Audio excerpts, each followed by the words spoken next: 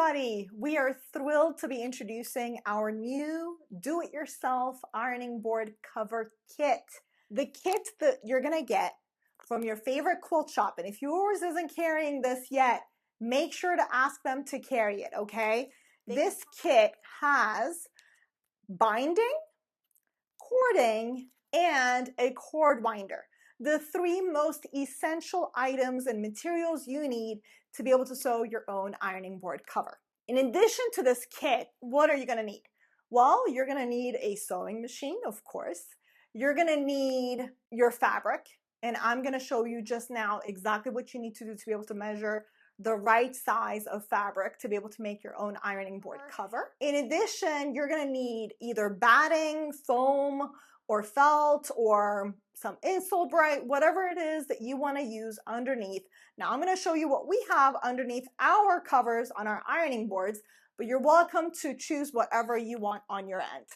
So how do you measure your fabric? I have right here a measuring tape. The first thing you're going to do is measure the width of your ironing board.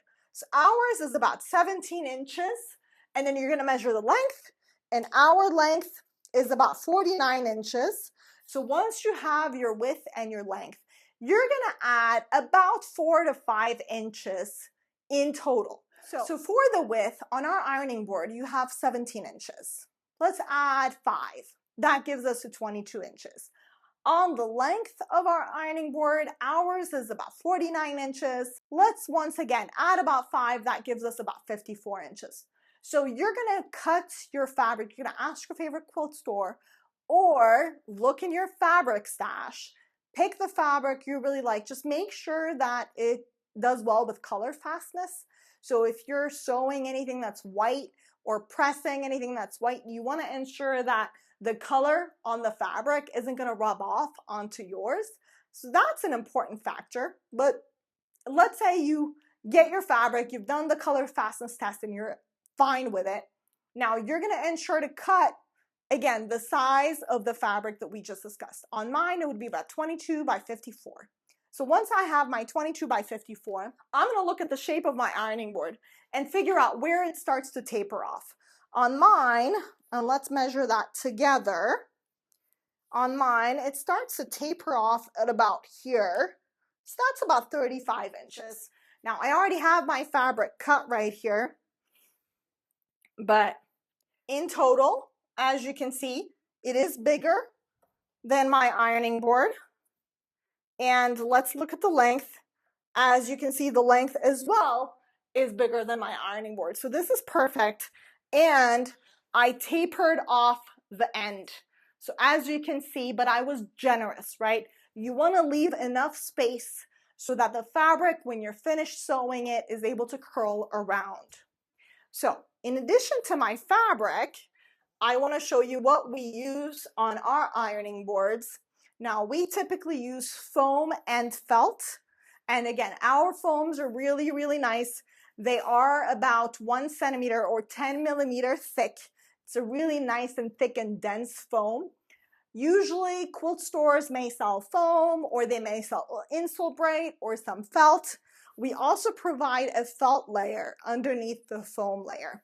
As you can see, the felt layer is cut much smaller than the foam layer, and the foam layer is cut bigger, but the foam layer is going to be smaller in size than my cover because I want my cover to cover the whole thing. So I did just want to show you this in case you're wondering what to put underneath. That is entirely up to you, but this is what we like to use, and I know ironMATIK customers love our foam and felt padding. So I already measured mine, and what you're going to do is you're going to take, once you have it cut and you have ensured that the tapered end is also approximately 2 inches all around bigger than your ironing board, once you cut it the first time, put it on your ironing board just to ensure that you've gotten it all correct. If you need to make some adjustments, go ahead, grab a pair of scissors while the fabric is on top of your ironing board. You can taper it with a pair of scissors. Once you have that, and I already have mine cut, you're going to grab the binding that comes inside the kit. you're going to take the right side of your fabric with the right side of the binding. Now you will see with the binding, there is going to be parts that are been put together. So ensure that you have the right side of your binding and you put the right side of your fabric on top. And I want you to go ahead and pin it or grab some of these, clippy thingies to be able to ensure that you have it all around, just like I do right here, all around. And as you can see, my binding is literally perfect. The amount of binding I had in the kit, which was about 4 yards, came out to be perfect. You may need to make some adjustments. What I did was I took essentially the middle, get it as close as you can to the middle. Mine is a little bit slightly off to the side, but it's gonna work fine. So if I can do it, you can do it. I promise you. So this project is really an easy project for you to do in literally about an hour and a half. You're gonna have a brand new cover in just a short amount of time. Now that we have pinned our binding to our fabric, we're going to start sewing at the tapered end of our fabric, leaving about 1/8 of an inch seam allowance. We sew on the wrong side of our fabric, so the binding is at the bottom. Once we have sewn all around, we flip our fabric once again, and this time we grab our cording. You will see that there's a place for the cording to nest inside the binding, and we'll be flipping the binding to cover the cording and sew once again. One thing we need to make sure of is to not sew over the cording. At both the start and end points, let's make sure we have at least 2 to 4 inches of cording that is dangling. All right, I am at the very tip. So at this point, we're gonna ensure we sew all the way through the end. I'm gonna go back a little bit. All right, and we're gonna cut. And we are all set. This is great. So here's my cover. Here are my cords. Yep, looks like I did a pretty good job. I didn't sew over any bit of it, which is fantastic. And now we're ready to try it on. Let's go. Okay, so our fabric cover is sewn. I have mine right here, my completed project. I'm super proud of it. Again, I am not the best sewist, but if I was able to do this in about an hour and a half, trust me, you will too. And now I'm gonna show you how we remove the old cover from our board. Again, that depends on if you have our board or not.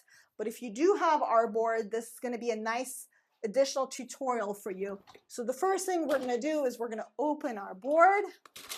All right, fabulous. Now next, of course, we have our nifty cord winder gadget on our boards. I'm gonna unroll right here the cording, and then we're gonna remove the cord winder. This is again a really good tutorial for you because our kit comes with our cord winder. You're gonna get a gray cord winder in your kit. Right here is the kit. Comes with the gray cord winder. Now, once the cover is on, the way to remove it is make sure you don't twist and turn the tip. There is a button on there. Make sure you see the button. Hold the gadget from the 2 sides. Push the button hard with your finger, and then while pushing, keep pulling down, and then it just removes itself. Now, you do want to ensure you get to see the peephole right there. I like to twist it and make sure everything is parallel and I can see through the hole. Now, we're going to remove the cover, and as you can see, my foam is loose. That is how we like to keep it on ours. I'm going to open our tray. All right, and now I have my cover that I just sewn together. Great, I'm going to lay it on there. Make sure I get the middle. The foam can make it kind of stick together. Now we're going to get the top of the cover to go underneath. You feel it on our Space Maker board. There are some plastic pieces. Get it right there. This is the time to pull on the cord, okay? Now, my cover is not perfect.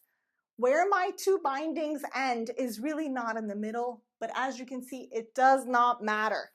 So we're just gonna pull on it really nice and tight. Now, you're welcome to kind of burn the edges and then have them stick together. That is up to you. Just be careful with a lighter. All done. Great. Now pull on it really nicely. And then now we're going to click turn. This is what keeps your cover really nice and tight. You don't need a Velcro. You don't need any of that. And we're going to turn this around. And I like to stick mine under the cover so it nests in there. Perfection! Look at this, my beautiful new cover, all sewn together and ready. So make your own cover, pick your fabric, and make sure you post it on social media, post it on Instagram, on TikTok, and please use the hashtag ironMATIK with a K at the end, DIY ironing board cover. Thanks so much, and I can't wait to see all of your amazing creations. If you have any questions, do not hesitate to email us. The email address is hello@ironmatic with a K at the end.com. Take care.